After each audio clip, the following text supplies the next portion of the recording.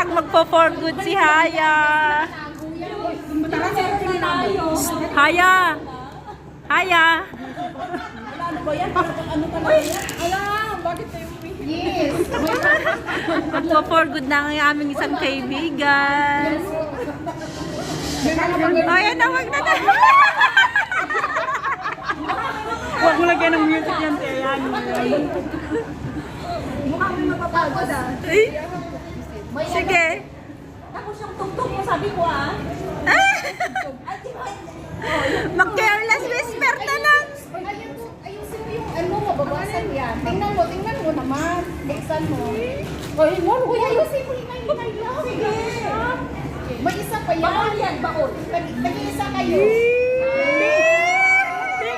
Pink yung kamay niya pink. Wow! Miniso!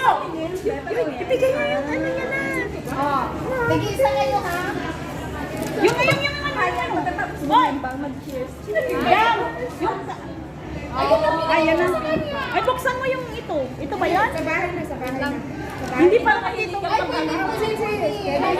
Ilalagay ito sa bag. Pwede nandiyan na. Okay, lagay mo sa ano mo. Wow! Patingin! Huwag mo lagyan sound sa atin. Eh! Yung ano, yung card. Tingnan mo yung card. Pwede mo na pala. Card.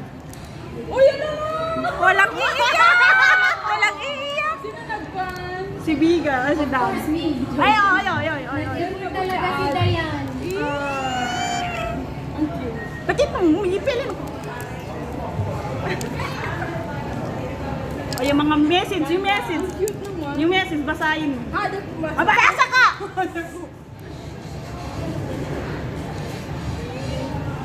Basahin mo. Masalamat mo ka. Yung sa alak niya to, simple get. Yung sa akin mauna. Basta ako. Masalamat ka. Sa kanya na lang. Lang yung space kaya.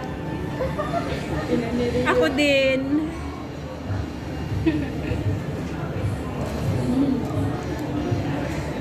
Thank you Dayan for the best effort. Bayo, sino ka? Yung short ng letter niya, tapos bayo lang. Basa kay sulat, demit sulat nun. Bayo-bayo. Pero wala na akong And then more bembang.